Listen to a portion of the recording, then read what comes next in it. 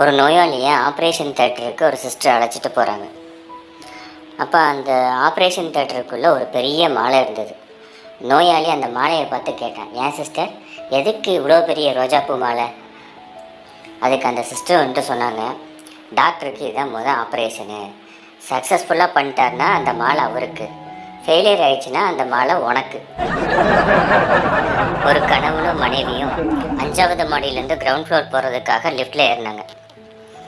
அப்போது 4th ஃப்ளோரில் ஒரு பொண்ணு ஏறினான்.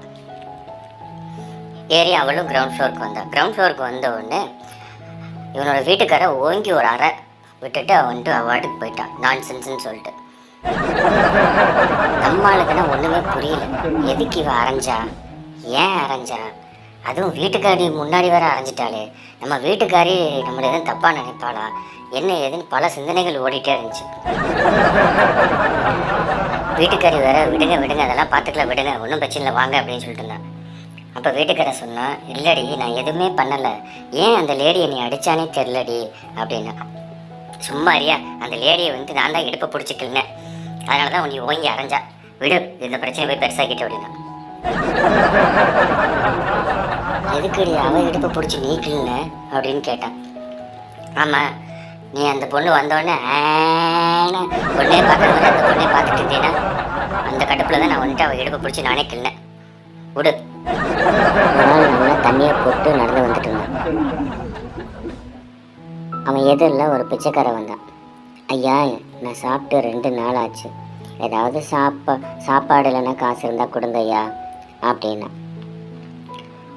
உடனே அவன் சொன்னா, என் கூட வா, உனக்கு தண்ணி வாங்கி தரேன், தண்ணி அடிக்கிறியா அப்படின்னா. ஐயோ, எனக்கு தண்ணியெல்லாம் வேண்டாங்க, ட்ரிங்க்ஸ் எல்லாம் நான் குடிக்கிறது இல்லைங்க அப்படின்னா. அவனுக்கு ஒரே ஆச்சரியமாக போச்சு. அப்படின்னா நீ என் கூட வா, உனக்கு பணமும் சாப்பாடும் வாங்கி தரேன் அப்படின்னா. சரின்னு சொல்லிட்டு நம்பி அவன் கூட போனான். நேராக அவன் வீட்டுக்காரிகிட்ட கூப்பிட்டு போய், இங்கே பார், என்னமோ சொன்ன, நீ தண்ணி அடித்தா காசெல்லாம் வீணாக்கிடுவேன், அப்புறம் பிச்சைக்காரனாக இருப்பான்ட்டு. இங்கே பார், இவன் தண்ணியே அடிக்கிறது இல்லை, இவன் எப்படி பிச்சைக்காரனானா சொல்றேன்ட்டு. அப்போ மெதுவாக பிச்சைக்காரன் சொன்னான், ஐயா நான் பிச்சைக்காரன் ஆனதே தண்ணி அடித்ததுனால தான் ஐயா அப்படின்னு. ஒரு பெரியவர் ரொம்ப வயசாகிட்டதுனால ரொம்ப முடியாமல் படுத்து கிடந்திருந்தார்.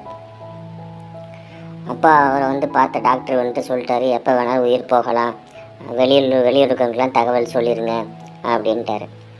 சரி அப்படின்ட்டு. அப்போ அவருக்கு 3 பசங்க இருந்தாங்க. அவங்க வந்து என்ன பேசிக்கிட்டு இருந்தாங்கன்னா, அவரை எப்படி சுடுகாட்டுக்கு எடுத்துகிட்டு போகிறது அப்படிங்கிறத பற்றி பேசிகிட்டு இருந்தாங்க. அதில் கொஞ்சம் சர்ச்சை வந்தது, செலவு அதிகமாக இருந்துச்சுன்னா என்ன பண்ணுறது அப்படின்ட்டு. அப்போ ஒருத்தர் சொன்னால், அவரை இறந்துட்டார் அப்படின்னா பல்லக்கில் வச்சு நம்ம வந்து பல்லக்கு சுமந்த மாதிரி வந்துட்டு கொண்டு போகணும் அப்படின்னு சொன்ன ஒருத்தன். இன்னொருத்தன் சொன்னால், அப்படிலாம் வேணாண்டா, மாட்டு வண்டியில் வச்சுட்டு கொண்டு போய்க்கலாம் அப்படின்னா. அதெல்லாம் வேணாண்டா, நம்மளே வந்துட்டு தூக்கிட்டு போயிடலாம் அப்படின்னு சொன்னால் கடைசி பையன். இதையெல்லாம் கேட்டிருந்த பெரியவர் எந்திரிச்சு உட்காந்து சொன்னார், உங்களுக்கு சிரமமும் வேண்டாம் செலவும் வேண்டாம், கவலைப்படாதீங்கடா, நானே எந்திரிச்சு போய் சுடுகாட்டில் போய் படுத்துக்கிறேன் அப்படின்ட்டார். பஸ்ஸில் நிறைய பேர் பயணம் செஞ்சுக்கிட்டு இருந்தாங்க. அப்போ ஒரு இரக்க குணமுள்ள ஒரு இளைஞன் என்ன பண்ணான் அப்படின்னா, ஒரு அழகான பொண்ணு நின்றுட்டு இருந்தான். அம்மா நீ உட்காரு, நான் நின்றுக்கிறேன் அப்படின்னு சொல்லிட்டு அந்த பொண்ணை உட்கார வச்சுட்டு இவன் நின்னான்.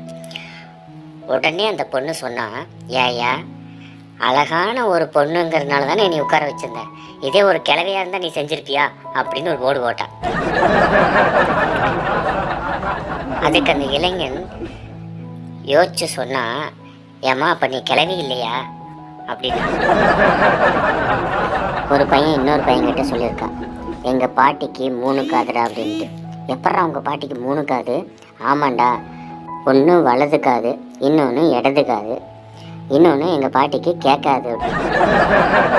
ஒரு கச்சேரியில் ஒரு பாடகர் எல்லா பாடல்களையும் பாடிவிட்டு கடைசியாக உங்களின் ரசனையில் என்ன பாட்டு வேண்டும் என்று அங்கு கூடியிருந்த அனைவரையும் பார்த்து கேட்டார்.